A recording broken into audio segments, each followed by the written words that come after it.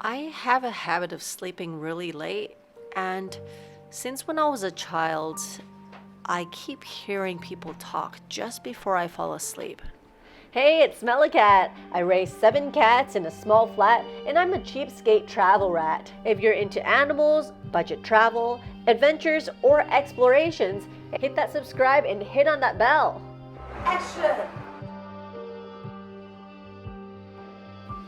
Before I start my sharing, this is a story I've never told anybody before, and you probably wonder, why am I pairing it with an urban exploration video that I did before? Well, it's kind of related, I guess. So here it goes. Before we immigrated to Canada when I was a kid, I remember that our previous house in Hong Kong was actually 2 stories. And that means on the same floor, it's not shared with anybody else because that one floor just has one unit. And it's the same thing upstairs, which belongs to us. In other words, we don't really have any neighbors above or beside us. And there's people living downstairs, but as far as I was concerned when I was a kid, of our entire apartment complex, that unit has always been empty. So it usually goes like this. At around 10:30 p.m., we would all go to bed because that's actually pretty late for a child. And just when I turned the lights out, and you can still see things outside the window, is Hong Kong is a place that's known to be quite polluted by light. My siblings, my older sister in particular, she shares the same room with me, but she's on the upper bunk.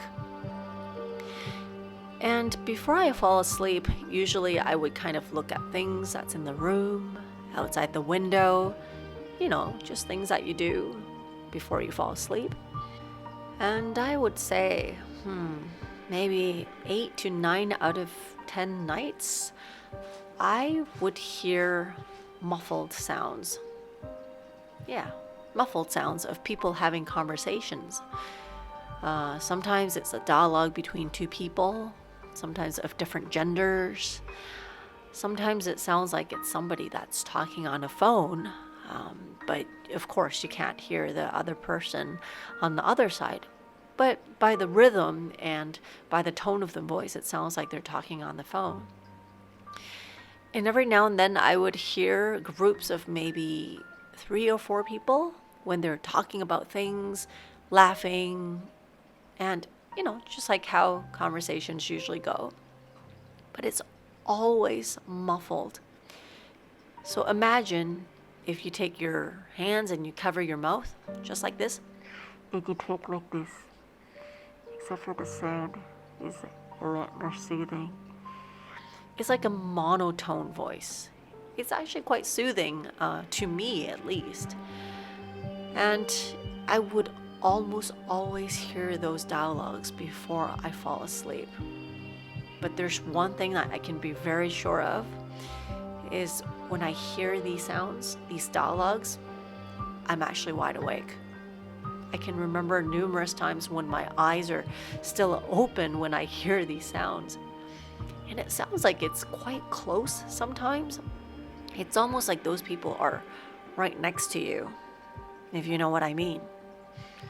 And just so that you can actually paint a better picture, for us, our house was quite big, meaning, as I mentioned, we had 2 stories. Upstairs, there's actually no bedrooms. There's an entertainment room with stereo systems and a very cool surround sound. Pretty big TV for the time. And next to it is another entertainment room where there was a ping pong table for my brother. There was a separate kitchen and a dining room, but no rooms. And you can imagine, because bedtime's at 10:30, you probably can't imagine there's people upstairs having a dialogue, let alone doing anything. So it's just basically vacant at night. So I'm sure those sounds didn't come from upstairs. And if you were to ask me, how about your parents? Well, the room is next door. But then the thing is, those dialogues that I hear, usually I can't make out what these people are saying. It's almost like it's in a different language. And you can tell by the tone, the melodic sounds of it, the rhythm, the gender, the way the sentences pause, how the syllables kind of go together. I can't recall that being a language that I hear or know. Not to mention that sometimes these genders are like, two women or two guys talking, so it can't be from next door. But I never really thought too much about it as a kid because I just hear it all the time before I go to bed. And because of that, when I want to fall asleep as an adult, all I have to do is basically turn on the news when somebody talks in a monotonic way, and I just turn the TV sound down so much that I can barely make out what they're saying, just kind of to mimic that mumble that I used to hear. And it would knock me right out. But that's not it. Remember how in the beginning I said we immigrated? Precisely, we immigrated when I was like 7. And you'd think those sounds would be gone after we left the country, right? Assuming if you think it came from the house itself, for whatever reason. Well, the thing is, it never went away. I remember the first week being at our new house when we went to Canada. My room was in the basement, and you could probably imagine the houses in Canada are a lot bigger. Just to give you some perspective, the old place in Hong Kong was 2,000 square feet in total, which is quite big in Hong Kong standards. And the one in Canada is about twice that big. It was a bungalow, so it only had one level, but then the rest was in the basement. And that's exactly where my room was. It's at the end of the hallway. I remember I used to marvel about having to walk so many steps until I reached the end of the hall. But I guess when the sounds and the voices follow you, it's actually not such a cool thing. You kind of wish your room was closer to everybody else's, and you wish that it didn't take like 20 steps for you to make it to the end of the hallway where you would reach your room. And because the houses are so much bigger, I no longer had to share a room with my siblings. My brother, my sister, me, my grandma. We all had our separate rooms, which was kind of cool in a way. But when the lights go out and when you're laying down, you hear the white noises from the silence that's in a foreign country where light pollution and sound pollution lacks as we live on the countryside. Hearing that white noise is already quite weird for me. And at the beginning, I thought I was just imagining things because it's so dead quiet. How can you actually hear things when there's nothing? And let me tell you, hearing things at 3 a.m., it's actually one of the creepiest things at 3 a.m. you could possibly experience. Why do I say that?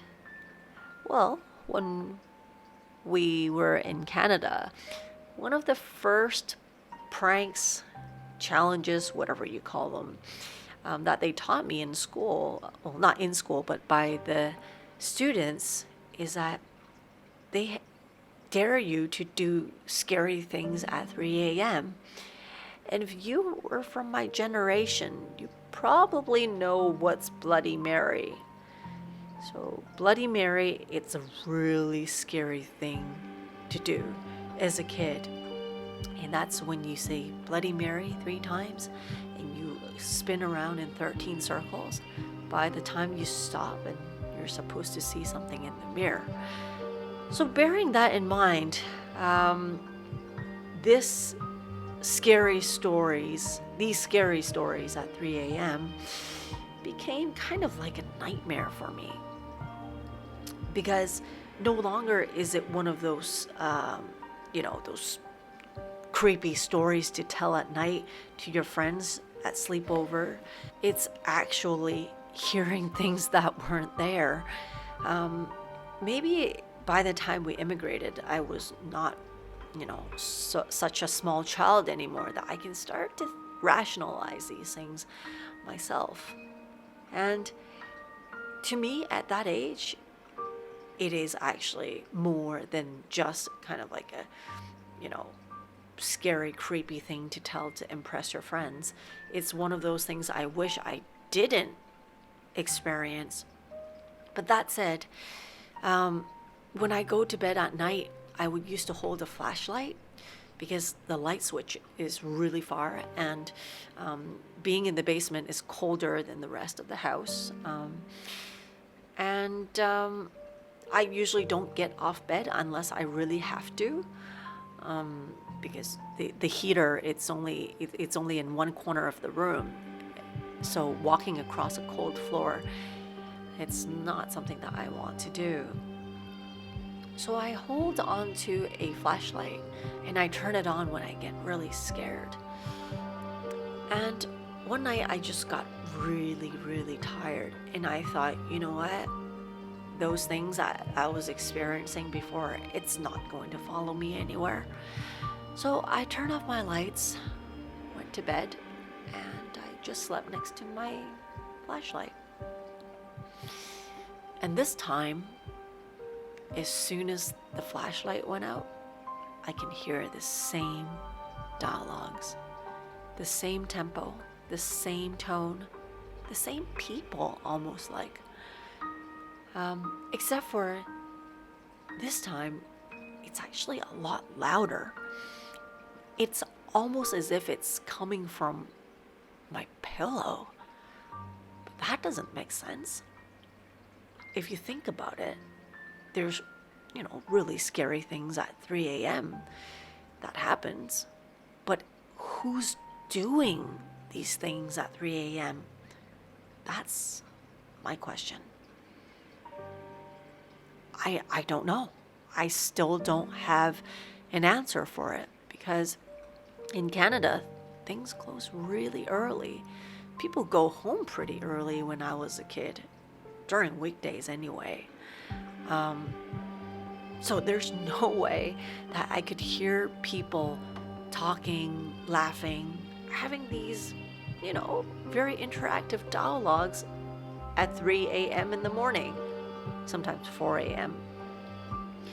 And I not dare tell my parents, because I've always been the black sheep in my family, so they probably thought, this kid is just trying to make up stories to get people's attention. And this is when I regretted not telling them my encounter when I was back in Hong Kong. But anyway, I just kind of embrace this these voices, these sounds that I hear at night for quite a while. And to me, it's almost like scary and soothing at the same time. So time went by, and I remember I was about 14, 13 at least. And there was one night I got really, really sick. Well, specifically, I got the chicken pox. But I didn't know it at that time, and I had this really bad fever. I swear to God, it felt like my head was going to explode. Not to mention that these fevers are kind of making me all wonky. I think I've been hallucinating a little bit, because it has been persisting. So I didn't really get to think about too much about these sounds, these voices that I hear at night. But here's a catch. In that semi-delusional state that I was in, on and off for that week, there was one particular night that I can really recall.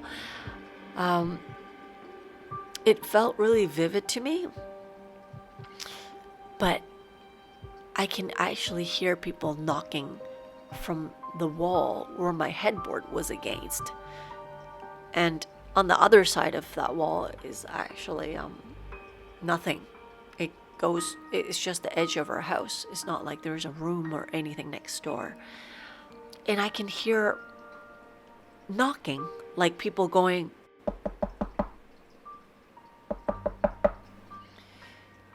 And that's really weird.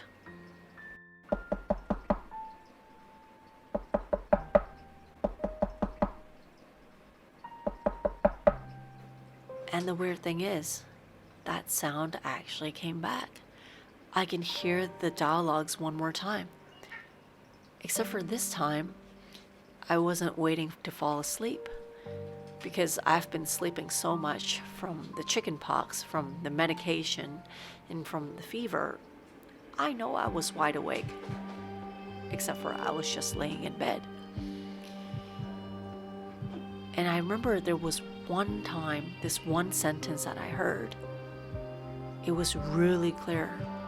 Of all the dialogues, all the sentences, all the conversations, this one was actually the most clear of all. Someone actually said, "Can you hear us?" And that's when I think all my fever and everything, all the symptom, everything was just put on hold. And I just nodded. I was so scared. I don't think anything came out of my mouth. I just nodded. And then that voice, that same voice said, "Are you there?" And that's when it really hit me. The last time I went urban exploration, that was the exact voice that I heard out from this window. When I climbed up the ladder, that exact tone, that exact attitude, that melodic sound of that person's voice. "Are you there?" I swear to God, I will never answer to something like this. I didn't as a kid, and I will not right now. Even if I hear this again next time I go on my urban explorations, I will restrain myself and I will not answer to voices like that. Someone told me there's spirits that live in the dark, especially in different countries where there's black magic. And when you answer, that's the beginning to the end of your life.